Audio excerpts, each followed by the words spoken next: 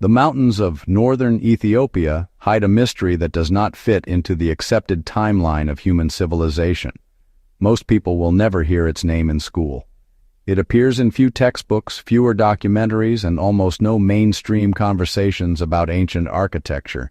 And yet, what exists there is one of the greatest feats of engineering ever attempted on Earth.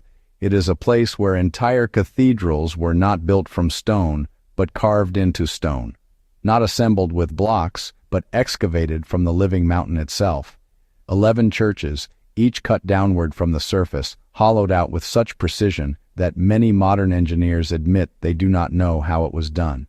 The name of this place is Lalibela, and the deeper you look into it, the more impossible it becomes. The official story says the churches were carved in the 12th and 13th centuries under the reign of King Lalibela of the Zagwe dynasty, a devout Christian king who returned from exile with a divine mission. The Ethiopian tradition says that Lalibela was poisoned by a jealous rival, fell into a deep sleep, and in that sleep he dreamed of heaven.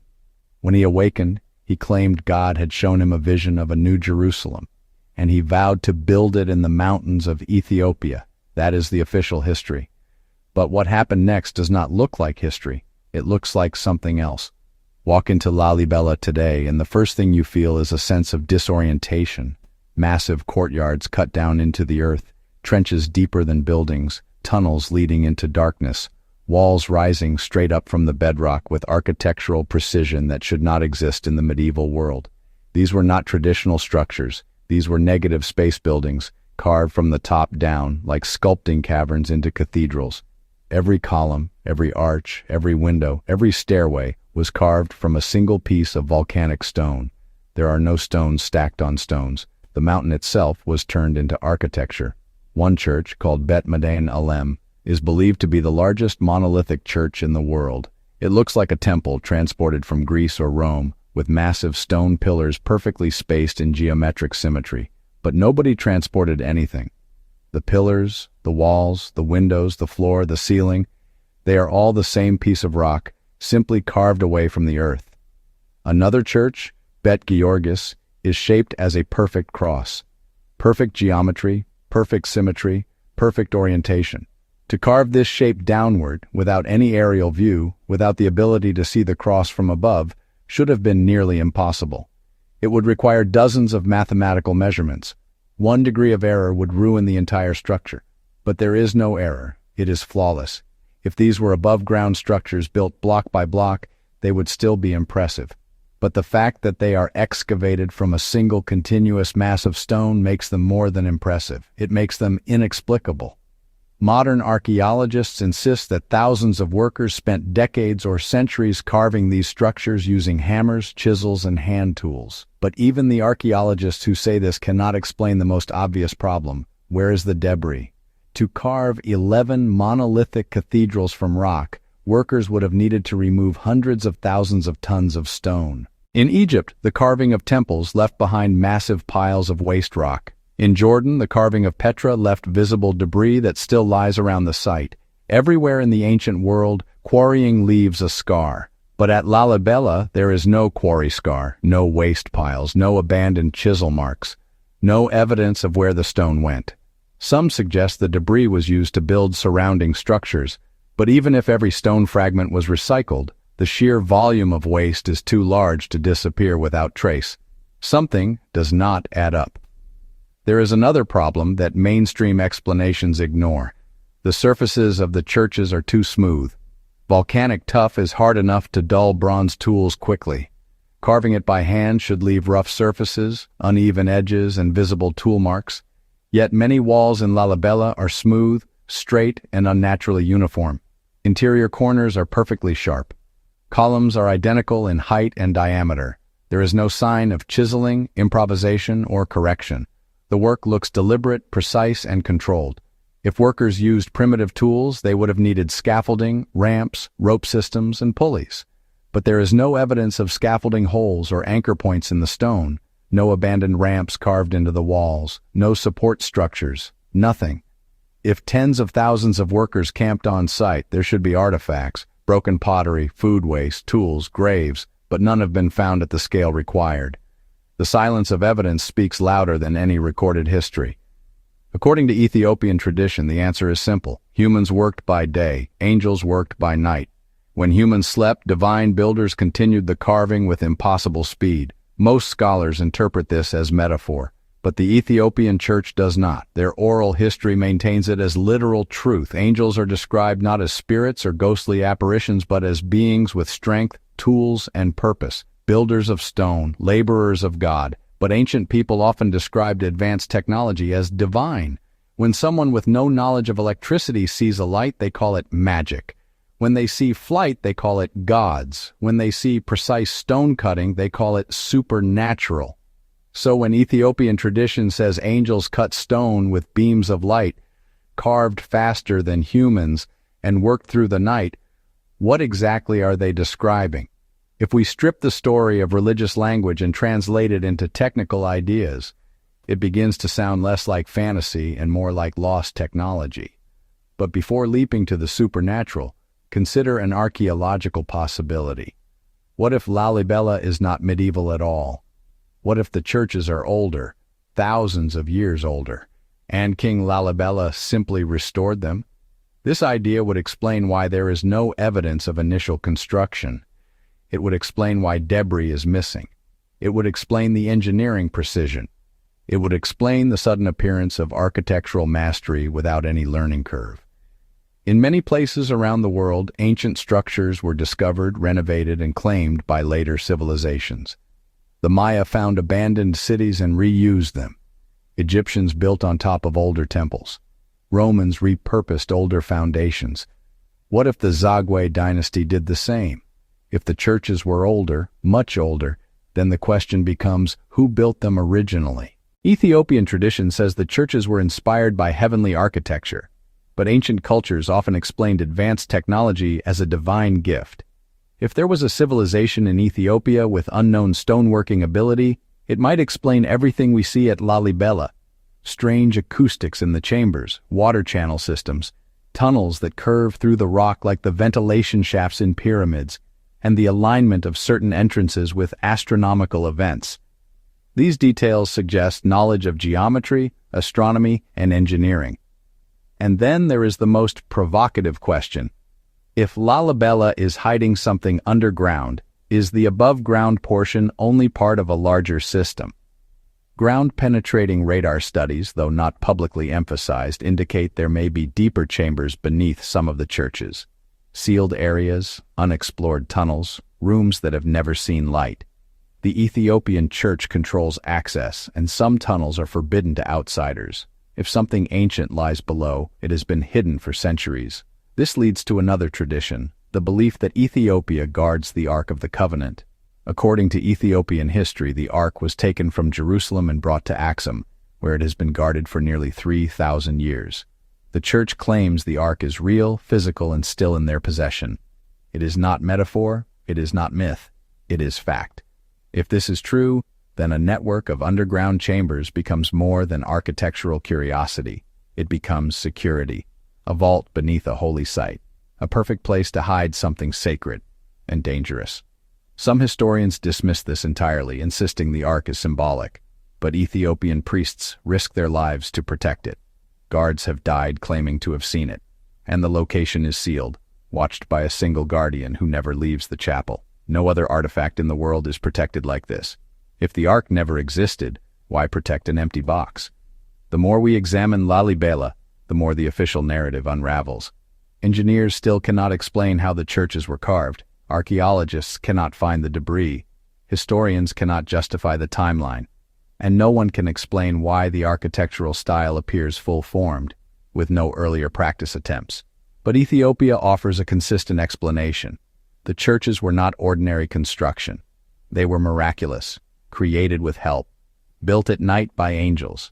Skeptics reject this, but they cannot explain what they see: the precision, the symmetry, the smoothness of stone, the lack of construction errors, the absence of tool marks, the mysterious tunnels, the sealed doors beneath the surface. Lalibela behaves like a revelation, not a construction. Another possibility, even more controversial, is that the churches were not carved downward at all. but were once surrounded by softer material that was removed. Volcanic ash, softer layers of tough or weathered material could have eroded or been cleared, revealing the remaining structure. In that case, the true builders might have shaped pillars and chambers inside a mountain long before King Lalibela existed. This idea aligns perfectly with ancient Ethiopian accounts. Priests say the churches were not built, they were revealed. Revealed suggests something hidden inside the mountain from ancient times. If the churches were uncovered, not excavated, then most of our assumptions collapse. The lack of debris makes sense. The smooth surfaces make sense. The perfect geometry makes sense. A civilization with lost technology, working stone from the inside out, could create something we cannot replicate today. If Lalibela is older than recorded history, who built it? The kingdom of Aksum once reigned across Ethiopia, Eritrea, Yemen, and parts of Sudan. It traded with Rome, Persia, and India. It minted coins, wrote manuscripts, and built stone architecture.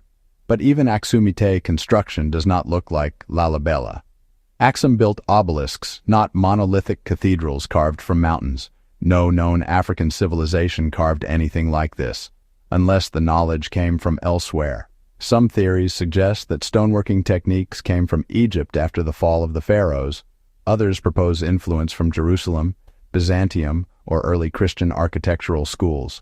But none of those civilizations carved buildings underground as singular monoliths.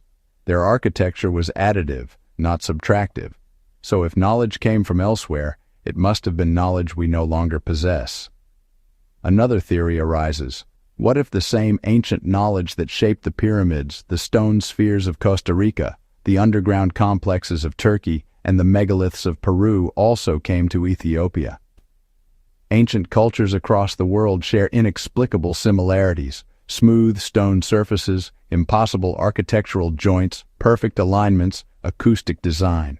Lalibela fits into this global pattern, a pattern that suggests the ancient world was more connected than historians admit, or that knowledge was shared, or perhaps rediscovered. And then there is the supernatural angle. If we take Ethiopian tradition seriously, the builders were not human. They were angels, not spirits, not metaphors, builders, workers of God. But ancient texts do not describe angels as glowing ghosts. They describe beings of power, often appearing in physical form, with the ability to manipulate the natural world. If a medieval Ethiopian saw a being with technology beyond human ability, cutting stone with light, moving rock with force, carving precision geometry in darkness, what would he call it? He would call it an angel. The story of angels working at night is consistent across multiple Ethiopian regions. It is not isolated folklore. It is shared memory, oral history, something people believed because something happened that humans could not explain. To a modern viewer, the idea of angels carving stone is supernatural, but consider a third possibility. What if angels were simply the language given to describe beings or tools not understood? Now consider something else. Many of the churches in Lalibela contain stone basins connected to carved channels that move water through the complex. Some of these channels have no known purpose. Others appear ritualistic. But some researchers believe they were part of a hydraulic system. Water as a tool. Water as a method of cutting, softening, or shaping stone. Ancient cultures may have used chemical or sonic processes unknown today. Legends in South America describe plants that softened rock. Legends in India describe machines that carved caves using unknown forces. Legends in Egypt speak of light and sound used to shape stone. Lalibela could be part of this forgotten technology. And then there is the acoustic mystery. Inside certain chambers, voices echo in unnatural ways. Resonance amplifies sound. Some rooms produce sustained tones like instruments. This is not accidental. Acoustic design requires deliberate geometry. Some archaeologists have theorized that chanting in these chambers was meant to induce trance or spiritual experience. Others suggest that resonance could have been used to weaken or fracture stone. Sound, used as a tool. If this is true, then the builders of Lalibela understood vibration, resonance, and engineering to a degree far beyond medieval capability. At this point, even the most skeptical observer must ask the question, if humans did this with chisels, where is the evidence? Where are the discarded tools? Where are the quarries? Where are the mistakes? There are none. If angels did this, where is the physical proof? Where are the marks of supernatural construction? Perhaps the proof is the churches themselves. Structures that defy logic, architecture without error, excavation without debris, geometry without tools, mastery without a student phase, a mystery carved from the heart of a mountain. Whatever Lalibela is, it is not a normal archaeological site. It is a monument that reveals the limits of our historical understanding and possibly the limits of our imagination. The more we learn, the less we know. And everything we are told to believe cracks under the weight of the stone. Some believe the key to Lalibela's mystery lies below the visible architecture. The tunnels cut beneath the churches do not follow random pathways. Some cross at precise angles, others descend into darkness and end in sealed doors carved from the same rock, doors that are not meant to open. Some of these tunnels produce strange drafts of cold air, as if deeper chambers exist beneath. If the churches were built as a spiritual monument, why carve sealed tunnels? Why carve chambers that no pilgrim would ever see? Why create passages that lead nowhere? Unless the builders did not want them discovered. In many ancient cultures, sacred objects were hidden underground. The Ark of the Covenant was said to have been concealed in a chamber beneath the Temple Mount. Egyptian priests built crypts under pyramids to protect sacred texts. The Hippodrome of Malta hides rooms never meant for the public. If Ethiopia truly protects the Ark, a labyrinth beneath Lalibela would be the perfect vault. And if something older than medieval Christianity was discovered inside the mountain, it would make sense to hide it behind a fortress of stone. The Ethiopian church guards Lalibela carefully. Only priests may enter certain areas. Some tunnels remain forbidden. Outsiders are not permitted to excavate. The idea that deeper chambers exist is rarely acknowledged publicly, but the secrecy suggests something worth protecting. Some researchers claim to have seen ground-penetrating radar scans that show deeper voids beneath Bet Georgis, the cross church. The church denies these claims, but in the rare cases where radar has been used at ancient sites, it has revealed burial chambers beneath the Sphinx, tunnels under Shavin de Wantar, and entire cities beneath Cappadocia. If Lalibela hides something similar, the truth may be too disruptive to reveal. And then there is the strangest clue of all. The orientation of the churches. Many of them align with celestial patterns. Some face east in alignment with sunrise on holy days. Others align to star positions used in ancient Ethiopic tradition. If the buildings were carved only as churches, this might be coincidence. But the exactness of alignment suggests astronomical knowledge. Carving a building from the top down while maintaining perfect orientation requires precise calculations, something more advanced than medieval tools. The more we look, the more the pattern appears. Geometry, acoustics, hydraulics, astronomy, all integrated in a seamless architectural plan.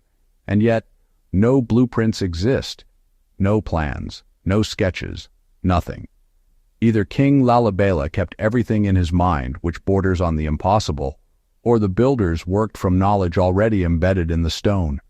At this point, even mainstream scholars offer a strange explanation. They suggest that the churches were inspired by older rock-cut structures from the Mediterranean world. Perhaps workers traveled to Petra and learned techniques, but this only deepens the mystery. Petra was carved from sandstone, soft, easily shaped, forgiving. Lalibela is carved from volcanic tuff, harder and more resistant. And if Ethiopian masons learned from Petra, where are the practice attempts? Where are the experimental chambers? Where are the carvings that show a learning curve? There are none. There is only mastery. Some historians suggest that tens of thousands of workers were conscripted to carve the churches. But if that many people lived and worked at Lalibela, there would be vast archaeological evidence. Graves, pottery, tools, food waste, textiles, fire pits, but nothing of that scale has been found. If thousands of masons carved the churches, where did they go? Where did they live? What did they eat? There is no trace. The simplest explanation is one nobody wants to consider. The churches were carved with technology we do not understand. Not primitive, not modern, something else. Legends describe angels cutting stone with beams of light, light that carved rock. If ancient people saw plasma cutters, laser tools, or unknown energy devices, how would they describe them? They had no vocabulary for machines, no language for electricity. All they could do was compare the impossible to the divine. Ethiopia is not the only place where ancient stone appears to be cut with impossible precision. In Peru, the walls of Sacsayhuaman fit together with no mortar, with joints so perfect a blade cannot fit between them.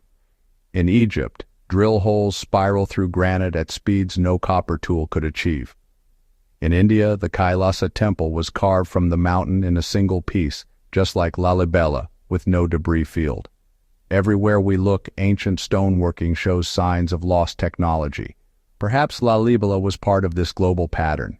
If so, the idea that medieval workers carved these structures with hand tools becomes absurd, not because Ethiopians lacked skill. Ethiopia is one of the oldest advanced cultures in the world, but because the engineering exceeds the tools available. Now consider time. Historians say the churches were carved in roughly 24 years.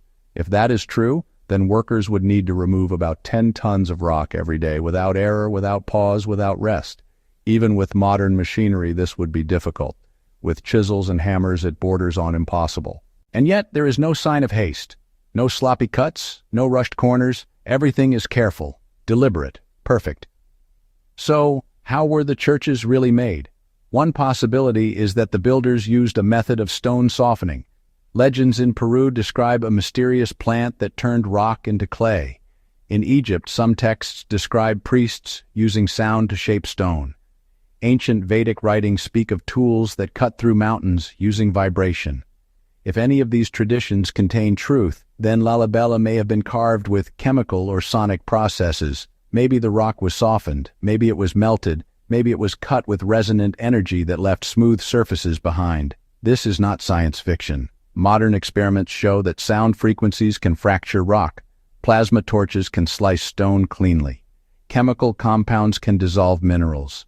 If ancient civilizations discovered methods we have since forgotten, their architecture would appear supernatural to us. If this is true, then the legend of angels working at night takes on new meaning. Builders who carved without light could have used methods invisible to the eye, methods that left no tool marks, methods that seem like magic. Another possibility is that the churches were carved from the inside out. Instead of starting at the surface, builders may have entered the mountain and excavated outward, revealing structures as they removed material. If so, the debris could have been removed through hidden shafts, now sealed. This would explain the absence of waste. But it raises a new problem. How did workers see inside the mountain? Fire creates smoke, mirrors lose efficiency, torches flicker, and yet the walls are straight, the symmetry perfect, the corners sharp. Something provided illumination, unless the builders did not need light in the way we understand it. Ethiopian tradition describes angels as beings made of light, not spirits, beings. If ancient witnesses saw workers carrying devices that emitted bright, smoke-free illumination, how would they describe them? They would call them angels carrying light from heaven. But there is a third possibility, more controversial than either ancient technology or angelic workers. What if the churches are older than human memory allows? What if the mountains of Lalibela hold structures from a vanished civilization, a civilization erased by time, war, or cataclysm? Ethiopia is one of the oldest human regions on Earth. Homo sapiens emerged in East Africa. Prehistoric cultures lived and died long before recorded history. If a civilization with advanced knowledge once lived here, their greatest works might remain underground, buried beneath volcanic stone. King Lalibela may not have built the churches, he may have rediscovered them. Imagine a king, exiled, poisoned, slipping into a coma. In his dream, he visits a holy place. He sees architecture beyond humanity. He hears the voice of God. Then he awakens, finds a mountain, and orders excavation. Workers remove earth and reveal chambers. Priests enter sealed tunnels and discover sacred relics or inscriptions. The king declares that this is the New Jerusalem. the church takes control. The site becomes holy. The deeper chambers are sealed. This theory would explain everything: the missing debris, the missing tool marks, the perfect geometry, the sudden appearance of architectural skill, the secrecy of the church, and the legends of Revelation, because if the king uncovered something ancient, he would not say he built it, he would say it was revealed to him by God. And if Ethiopia truly guards the Ark of the Covenant, the perfect vault would not be a stone box, it would be a mountain. Some priests in Lalibela whisper that deeper passages exist, tunnels that only clergy may enter, doors sealed for centuries. Stories tell of chambers filled with ancient objects, guarded by chains of monks who never leave their posts. The church denies access. Archaeologists are not permitted to dig. The government protects the site. Secrecy is absolute. The world assumes this is religious reverence, but secrecy can also mean protection. If Lalibela hides something, the church will never reveal it. Now consider the engineering challenge. Building downward requires remarkable foresight. Without an aerial view, the builders could not see the shape they were creating. And yet, Bet Georgis is a perfect cross when viewed from above. To achieve this from the surface, builders would need precise measurements. But the tools to measure that distance did not exist in medieval Ethiopia unless knowledge was preserved from an older time. So the question becomes, is Lalibela medieval at all? Or was it ancient, rediscovered during the reign of Lalibela and refined into Christian churches? The oldest parts of the site show signs of water erosion inconsistent with 12th century construction. Weathering suggests some structures could be far older. If even one of the churches predates the Zagwe dynasty, the entire historical timeline collapses. And then there is the legend of the Queen of Sheba. Ethiopian tradition claims the Ark of the Covenant came to Ethiopia through her son Menelik, who fathered a lineage of sacred kings. If this is true, then Ethiopia became a holy land long before Christianity. Ancient structures may have been built to protect the Ark thousands of years ago. If the Ark was hidden in Lalibela, the architecture makes sense. A labyrinth, underground chambers, sealed tunnels, a fortress of stone designed to withstand invasion, weather, and time. The Ark emits deadly energy, according to biblical and historical accounts. Many who touched it died. If a priesthood guarded it, they would bury it deep in stone. Even today, the church keeps one man as the Ark's guardian. He remains inside the chapel until death. No one else may see it. If this is a lie, it is the strangest, most tightly guarded lie in history. If it is true, Ethiopia holds the most powerful relic in Judeo-Christian tradition. And if the Ark is real, Lalibela becomes more than a church site. It becomes the vault of God. Everything returns to the same point. Either medieval Ethiopians carved 11 underground cathedrals with impossible precision, or they inherited knowledge from someone or something far older. Whatever the answer is, Lalibela stands as silent testimony. The mountains hold secrets, and the stone whispers a story humanity has not yet learned to hear. The world thinks it knows history, but Lalibela shows us a surface that we've barely scratched, because somewhere beneath those churches, behind sealed doors and forbidden tunnels, lies the truth of a civilization forgotten, or a miracle the world isn't ready to accept.